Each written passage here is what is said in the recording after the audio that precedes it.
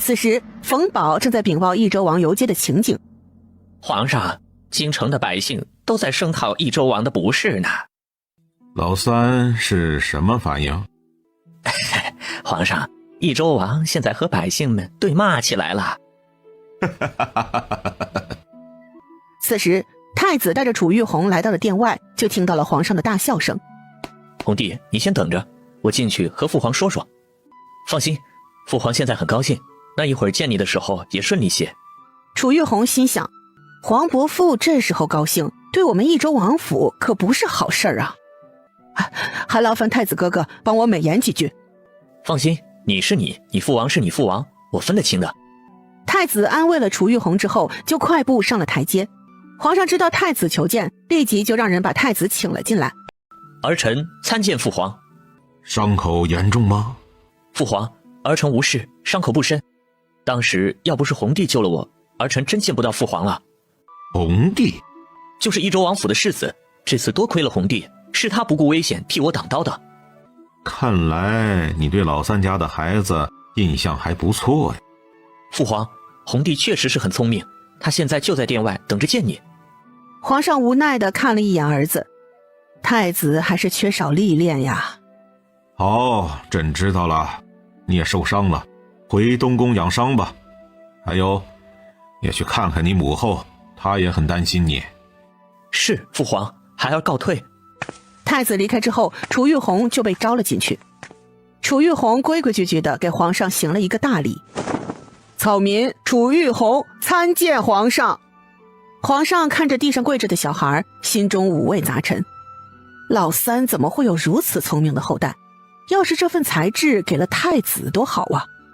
皇上现在也是很纳闷，为什么聪慧的孩子都跑到了弟弟家了？老六有小福宝，老三有楚玉红，难道是他后宫的美人都太傻了吗？皇上看到地上的小人在偷偷地观察自己，才收回沉思。如今你还是益州王府世子，为何自称自己是草民啊？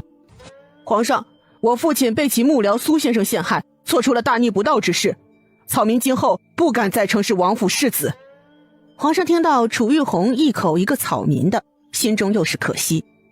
他确实是想怎么处理老三的事，杀与不杀之间的犹豫。就算不杀益州王府的所有人，也是要贬为庶民的。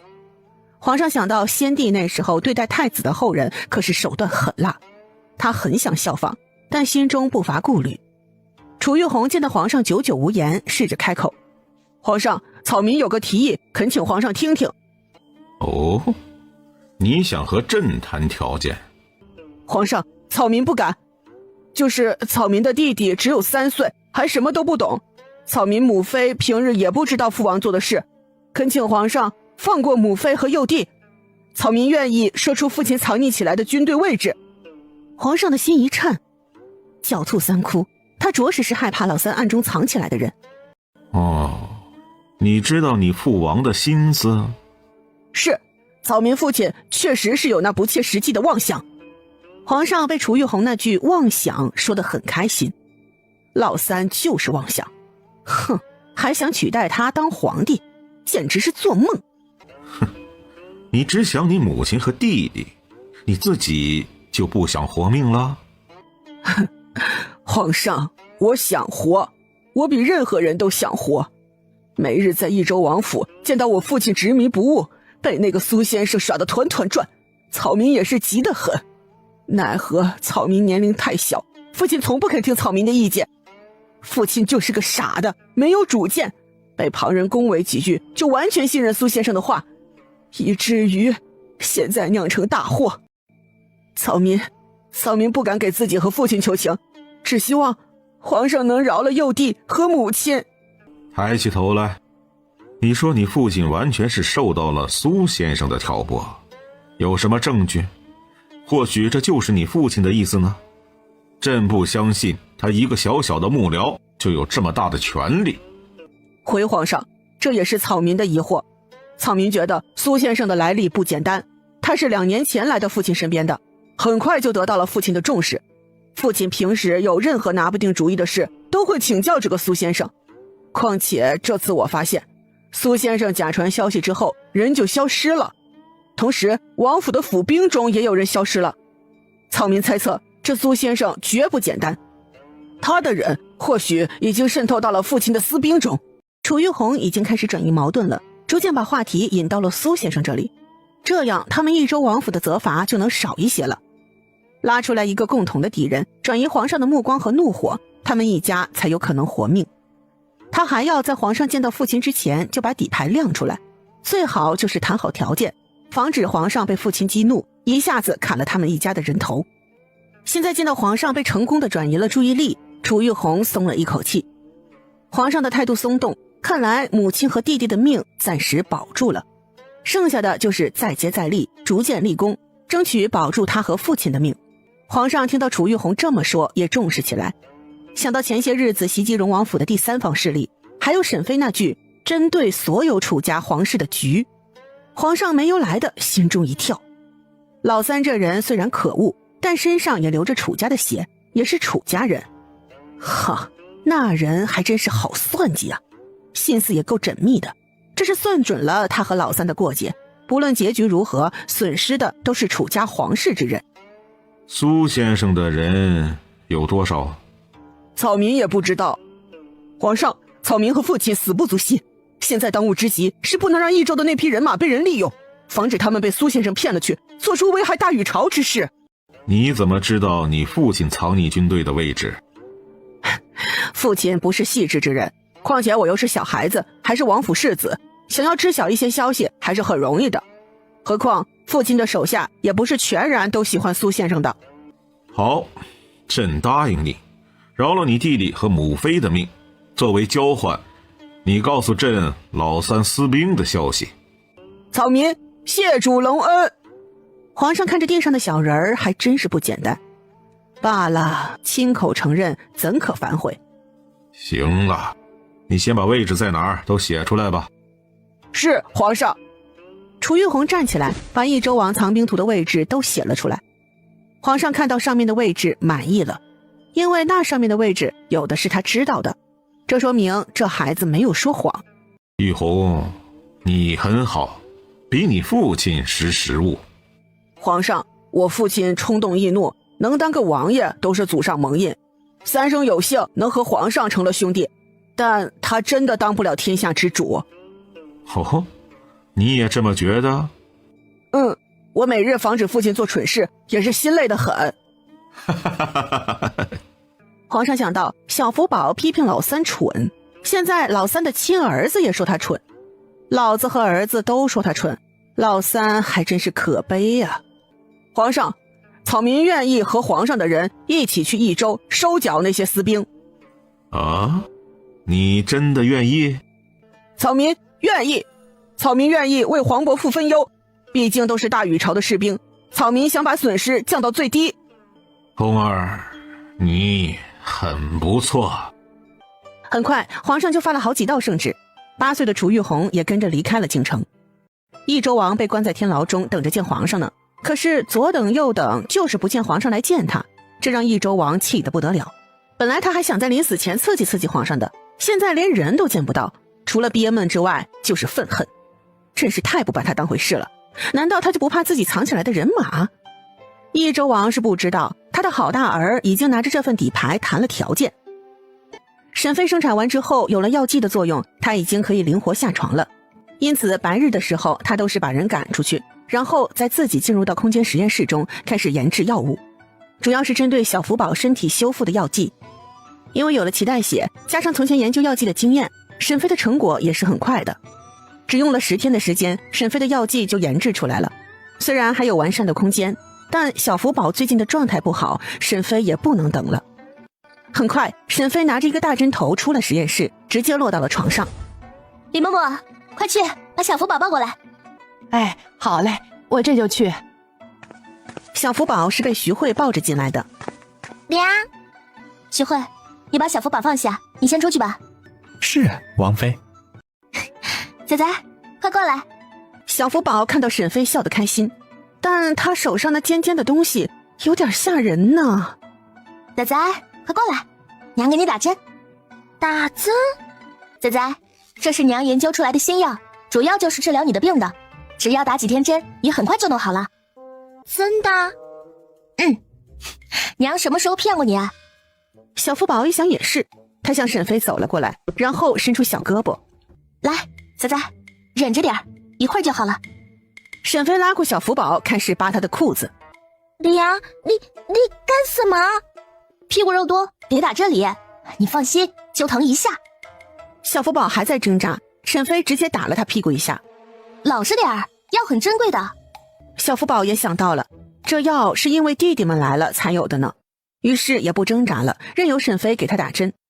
虽然有点羞涩，但能活命也好。小福宝还是对于自己能活下来半信半疑，但他也不想伤沈飞的心，所以打算以后都尽量配合沈飞。沈飞给小福宝打好针之后，就提上了他的裤子。哎呀，仔仔，陪娘睡一会儿，可好？小福宝看到沈飞眼睛下面的青色，知道沈飞这段日子也是十分劳累的。好。沈飞直接躺下，小福宝则是钻进沈飞的怀里，任由沈飞搂着他。娘，哎，我在呢，陪娘睡一会儿。好。于是娘俩就躺在一个被窝里，小福宝感受被母亲搂着的感觉，满意的闭上了眼睛。娘的怀抱好暖啊！其实他很怀念娘亲的温度，不想一个人躺在那冰凉的绣户箱中，在那里越久，就好似他要离开人间了一样。慢慢的，小福宝也睡着了。此时偏厅内，花花被奶娘抱进了三胞胎的房间内。三胞胎现在还小，所以都是养在一处的。照顾三胞胎的奶娘见到花花来了也不奇怪，毕竟二小姐每天都来看三胞胎的。把弟弟从摇篮里抱出来，都放在床上。奶娘们互相看了一眼，不知道要不要照做。这二小姐虽然不像是大小姐那样喜欢偷偷的捅一捅三胞胎，但每天直勾勾的盯着三胞胎也是很奇怪的。怎么，我说话不管用吗？哎呀，不是的，二小姐，这二少爷刚睡着呢，这一抱起来就醒了。醒了更好，赶快抱过来。奶娘们也只能乖乖照做，把摇篮里的三胞胎抱了出来，一排排放在床上。你们都出去。花花的奶娘陆奶妈没有迟疑，她虽然亲自喂养了二小姐，但她也明白二小姐虽然小，但主意大，小人不大，但说话就是说一不二。是，我这就出去。小老二的奶娘陈奶妈见到陆奶妈毫不犹豫的就走了，没有办法，她也跟着退出了门外。剩下的两个奶娘也紧跟着退了出去。不过四个奶娘谁都不敢走远，齐齐地站在门外听着里面的动静，打算只要出现婴儿的啼哭声就立即冲进去。花花见人都走了，终于露出了笑容，她率先爬到小老二身边，毫不客气地揪住他的襁褓。小老二原本是闭着眼睛不打算搭理花花的，但是包着他的小被子，头顶的被角被粗暴地薅了起来，害得他的头也跟着悬空，于是也睁开了眼睛，目光直接看向花花，顺便瞪了一眼花花。师弟，是你吗？小老二被粗暴的放下，更是气得不得了。他这时候要多脆弱呀，特别是脖子，竟然这么对他。他想伸出手给花花竖个中指，奈何双手都被绑了起来，现在也就脖子能动弹。师弟，师弟。小老二没反应，也没有办法回应。难道你不是师弟，是老师？花花觉得很不可思议，因为老师的魂魄说过，就算是一直飘荡，也不会投身到小师妹的肚子里，他的老脸可挂不住，也接受不了。花花的猜测让小老二很无奈，他直接晃了一下脑袋。花花不明白这反驳的是哪一个。你要是师弟就眨一下眼睛，你要是老师就眨2下。小老二没有办法，只能眨了一下眼睛。是师弟呀！终于不是他一个人尴尬了。看到剩下的两个小婴儿，花花也毫不客气地把他们弄醒了。还没等他确认有没有老师在呢，两个小孩就发出了哇哇的大哭声，这声音真是一个比一个大，真是魔音穿耳啊！门外的奶娘们不敢耽搁，立即就跑了进来。小老三和小老四的奶娘立即上前抱起两个孩子，轻轻地哄着。陈奶妈见到小老二没哭，还有些得意，她带的孩子就是乖，就算同为三胞胎，二少爷就是比其他2个弟弟要聪明呢。花花一看到2个婴孩大哭，就知道这是真小孩无疑了。这也说明老师终究是觉得脸面更重要，没有穿过来。其实花花觉得还是投胎成人更好，虽然有前世的记忆有些别扭，但是可以当成忘了喝孟婆汤，重新活着总比魂魄一直困在实验室中要强一些。花花现在已经完全接受了大禹朝的生活，她觉得老师一定会后悔的，因为师妹不打算再生了。花花想到师傅那老头子跳脚的样子，就觉得好笑。陆奶娘，抱我回去吧。是二小姐。陆奶娘抱着花花直接离开了3胞胎的房间。此时沈飞并不知道花花所做的一切，也还不知道他的另一个熟人也来到了大禹朝。他正搂着小福宝睡得香甜，这一觉直接睡到了天黑。慢慢的，他感觉到了脸上传来痒意，睁开眼睛就看到了胡子拉碴的男人。你是谁啊？怎么连我都认不出来了？唐志玲，是你呀！你回来了。抱歉啊，沈飞，我回来晚了。抱歉啊，你这次生产我又没有陪在你身边。没事，只要你平安回来就好。你们为什么回来的这么晚？路上是发生了什么事了吗？不着急，我慢慢和你说，我得先去洗漱一番。哦，对，咱们慢慢说，你先去洗澡。哎，你还在坐月子，不能起来，就躺着吧啊！我身体很好，而且还有5天就到1个月啦，我就可以出门了。哎呀，你这次也是生了双胎，马虎不得。我听说还有人坐双月子呢，你也不能大意啊，还是再待1个月吧。你回来没先去看孩子？没有，我最牵挂的还是你。唐志玲，这次不是双胞胎，是3胞胎。3胞胎3胞胎，一模一样的3个儿子。唐志玲算了一下，她这才成亲3年就有6个孩子了，还真是高产呢。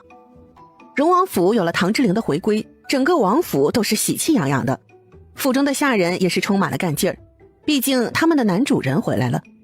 虽然王爷平时在府中的作用不大，但只剩下妇孺的王府还是让下人人心发慌。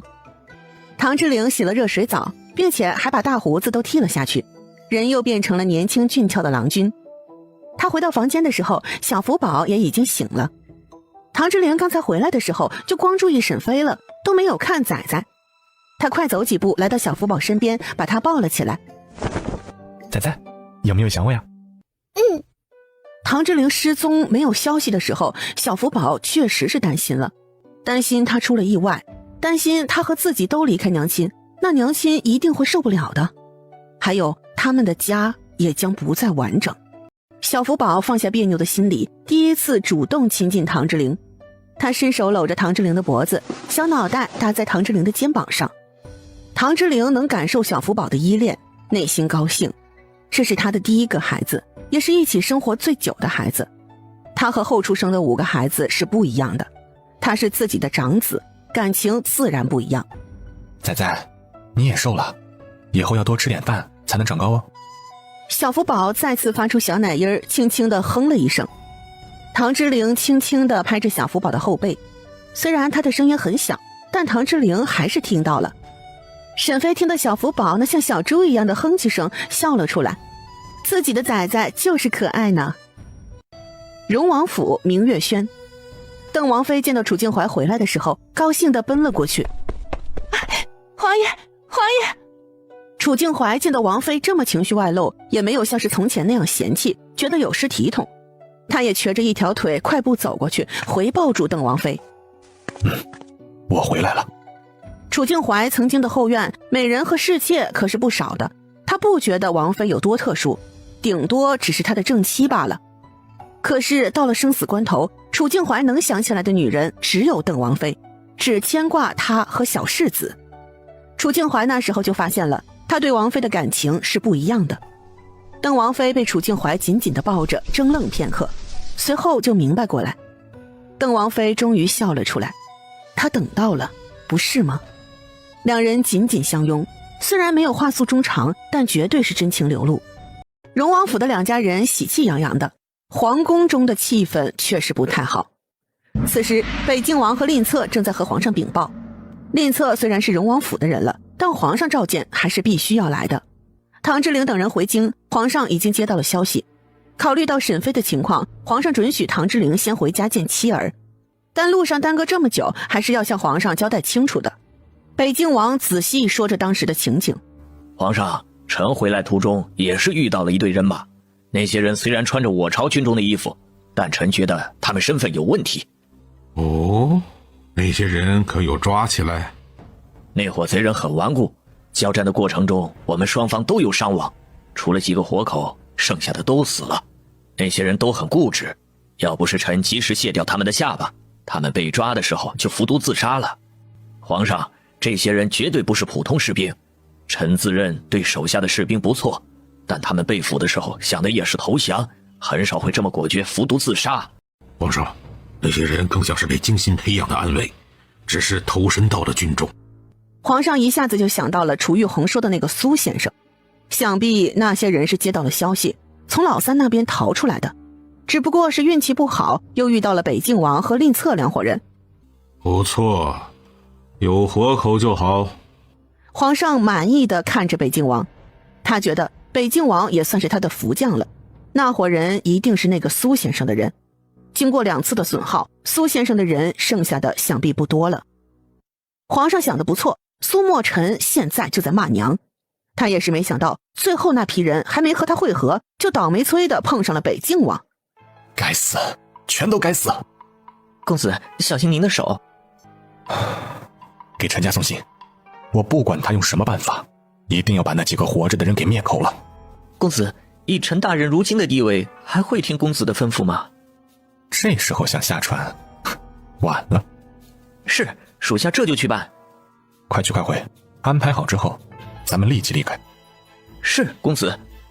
苏墨尘站在小山丘上，看着远处的长安城，还有那气派的皇城，紧紧地攥紧了拳头。那里本该是他的家。文德4年5月，青草茵茵，清风拂过，荣王府的游乐场也是热闹得很。秋千上坐着一个肉乎乎的小身子，在悠闲地晃悠着。铁蛋，再用点力推。好的，世子。于是小福宝的秋千就荡得更高一些。小福宝嘎嘣啃了一口甜瓜，开心地眯起眼睛。这时候小叶子摇摇晃晃地走了过来。哥哥，我小福宝斜睨了小叶子一眼，没有搭理他。小福宝决定今天必须要和小叶子斗一斗，不能放任他，让他觉得这王府里的人都得听他的。哥哥的威信必须要立起来。不行，你去玩滑梯，不要过来。小叶子见到小福宝这次没答应他，疑惑地瞪大眼睛。哥哥。小福宝觉得小叶子现在就像是打鸣的公鸡一样，每天都是咯咯咯咯的不停。哎，这个小丫头。行了，给你玩。小叶子露出了得逞的笑容。铁蛋，咱们走。世子，咱们去玩别的。别看铁蛋儿比小福宝还小了1岁，但这小子从小力气就大，现在的身高更比小福宝高了2个头那么多，加上敦实的身子，看着像个大孩子一样。小福宝经过3个多月的治疗，现在身体已经完全康复了。身体康复之后的小福宝格外珍惜现在健康的身体。走，咱们回西院。铁蛋儿是沈妃给小福宝找的伙伴，也是预备的护卫。白日的时候待在荣王府，晚上的时候会送他回李家。世子，咱们不玩了吗？去西院看看。我给你找了师傅，以后你就和他习武。铁蛋儿似懂非懂的点点头。他来王府之前，二妮儿就叮嘱过他了，让他一切都听世子的命令。好。于是2个小孩手拉手往西院跑去。小叶子坐在秋千上，看到小福宝跑了，又觉得夺过来的秋千不香了。哥，走，找他。哎，大小姐，世子回西院了，咱们不去打扰他，好不好？小叶子也知道的，西院是哥哥独自的地盘，只要哥哥不同意，他根本进不去西院。小叶子不开心了，撅着嘴巴生气。哎，咱们去找二小姐啊，去找她玩，怎么样？小叶子想到花花弄的那些木匣子，狡黠一笑。好，去找二妹。主院内室，沈飞正在玩三胞胎，三胞胎现在已经5个多月了，都是肉乎乎的，如今也都学会了翻身。沈飞见他们像个乌龟一样的蹬腿儿，也是有意思的很。3个奶娘见到沈飞这么对待三胞胎，也不敢言语，都是乖巧的站在一边。陈奶妈最开始心疼小老二，还想反驳沈飞，但是被李嬷嬷训斥几次之后，也不敢开口了。嬷嬷，给四嫂的东西都准备好了吗？邓王妃一家在2个月前就离开了长安城，沈飞和唐之灵还都极力挽留了一番，但是邓王妃和楚静怀慌忙给拒绝了，也是极力婉拒了沈飞2口子的好主意。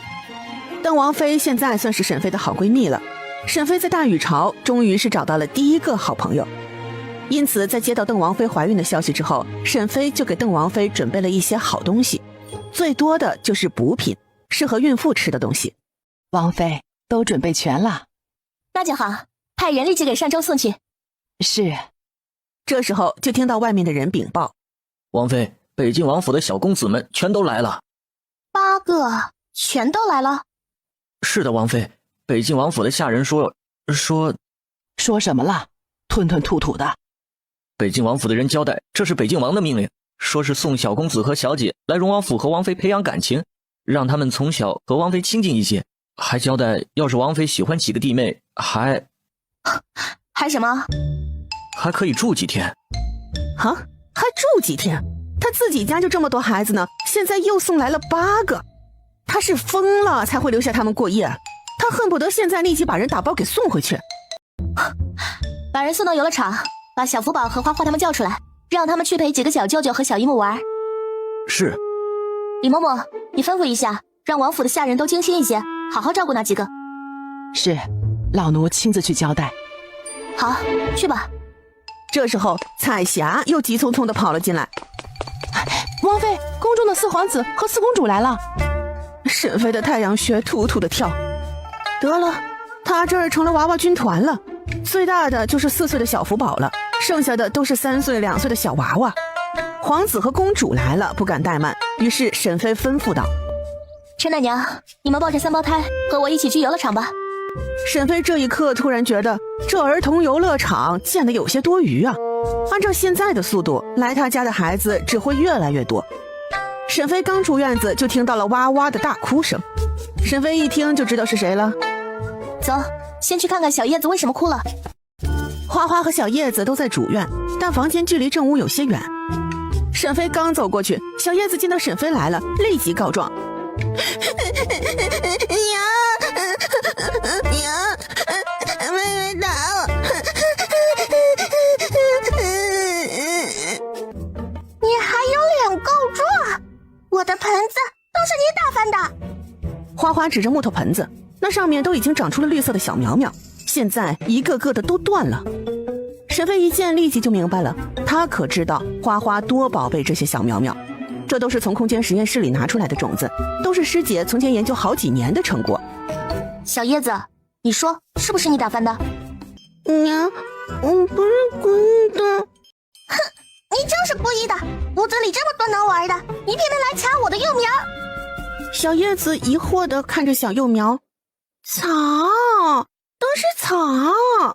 花花像是个小茶壶一样，气呼呼地掐着腰看着沈飞，一副你看着办吧的样子。花花，小叶子啥都不懂，你就让着他点好不好？